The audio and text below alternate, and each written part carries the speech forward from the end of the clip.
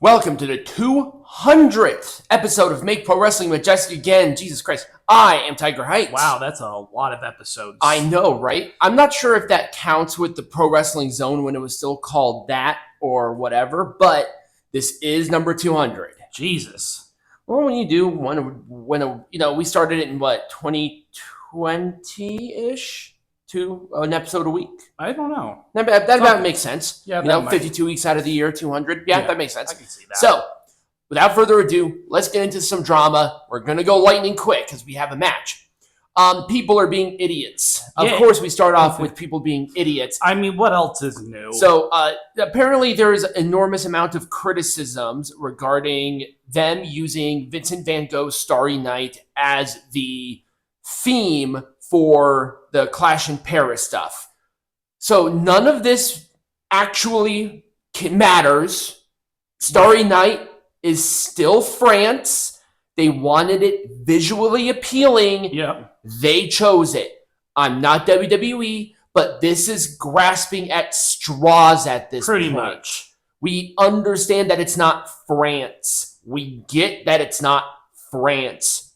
Who cares? When you see Starry Night, other than Vincent Van Gogh, you think France. Right. So that needs to chill the fuck out. I think this person deleted this tweet because it was embarrassing. Because of course it was. Almost. Of course. They're all idiots.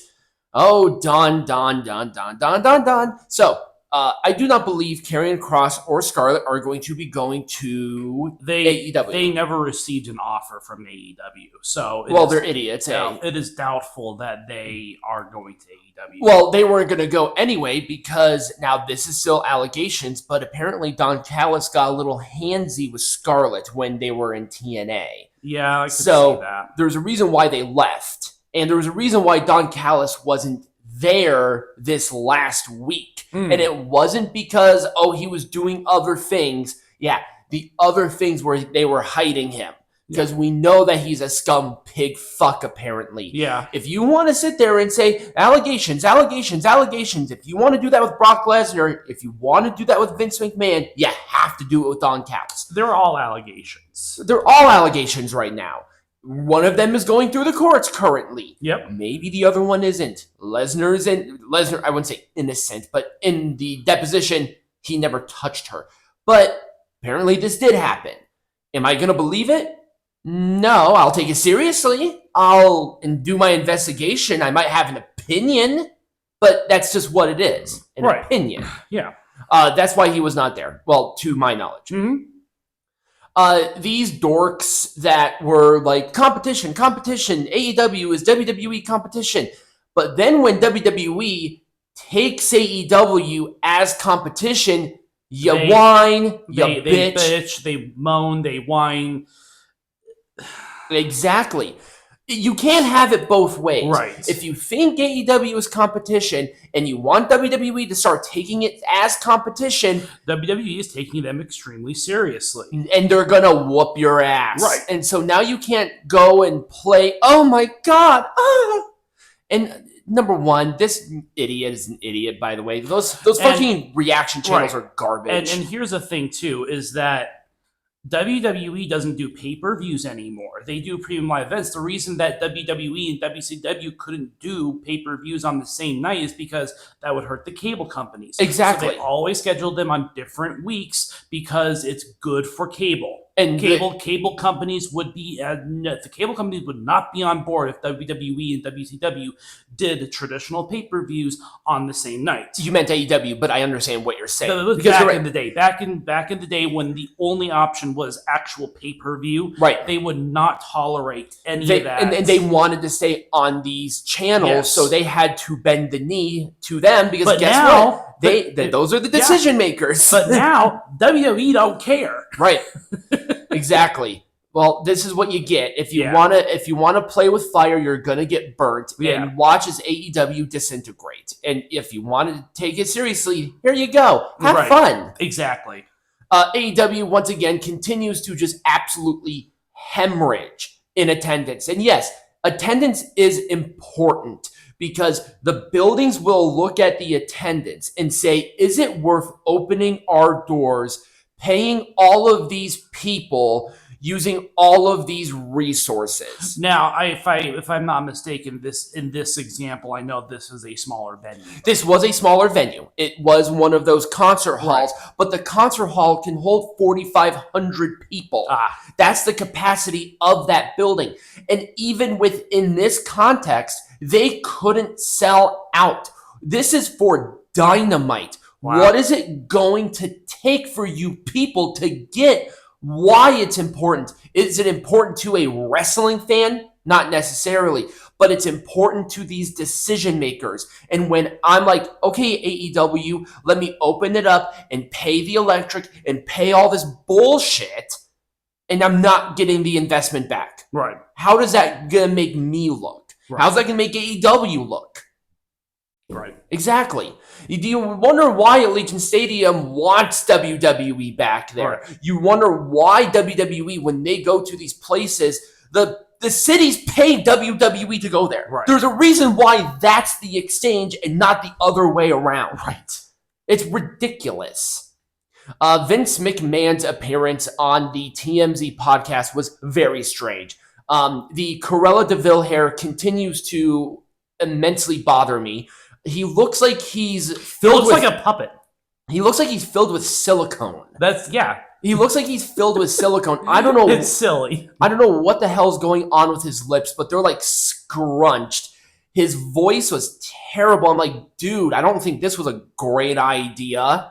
I did watch the documentary. I'm not sure. Peanut Gallery, did you watch the TMZ documentary about Hulk Hogan? No, I did not. Yeah, it's fine.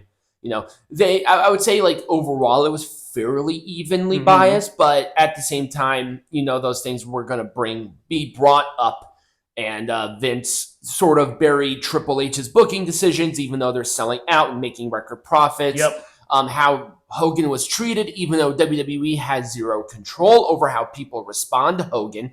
Probably not the best idea to bring him to California, but whatever. Exactly. Ah, yes. All elite. The feasts, the frozen burgers. These are frozen products from White Castle. I'll give more details to like what exactly is in the All Elite Feast in my segment, but this is silly. It's vile. This is absolutely silly. What is this? It's so stupid, and this is not something that I made. This was the promotional picture that was used. Oh yeah, it looks so like weird. It's come on. This is ridiculous. All Elite Feast. I thought it was maybe going to be something kind of impactful, you know, right. Like if it was if it was in the White Castle restaurants and it was like, right. Oh, this is like a combo meal, right? At least it's in the restaurants where it's somewhat fresher. I just don't think White Castle wanted to do a restaurant promotion because they don't think it's gonna sell well.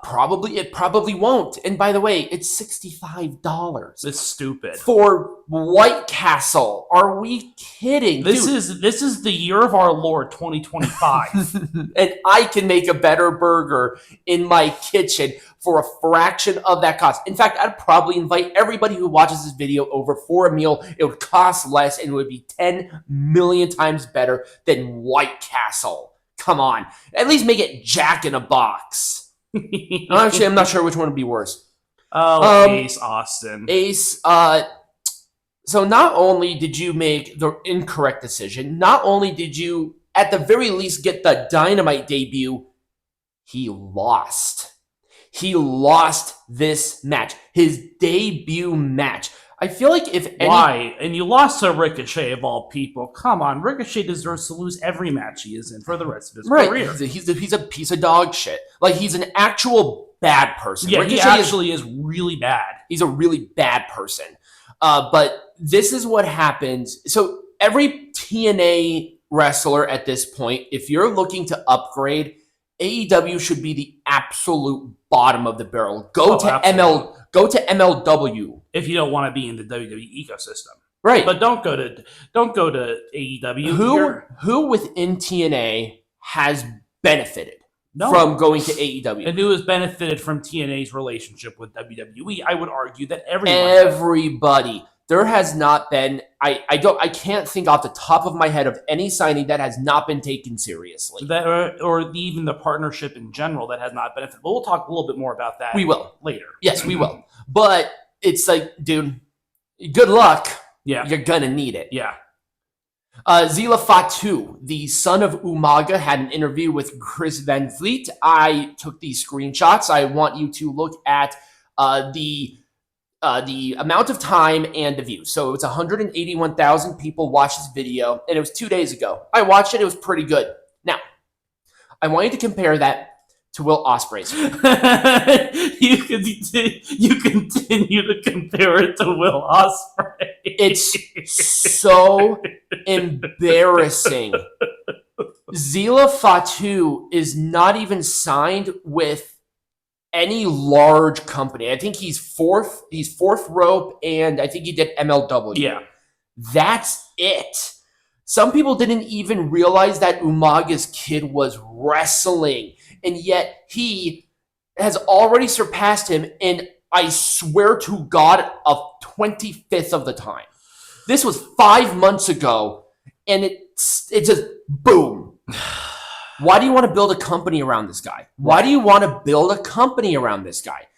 And once again, a bad person. They're just all bad people. It's just because Will Ospreay is afraid of the grind. He is afraid of the grind. Zila Fatu is not, clearly, and that's why he gets more views.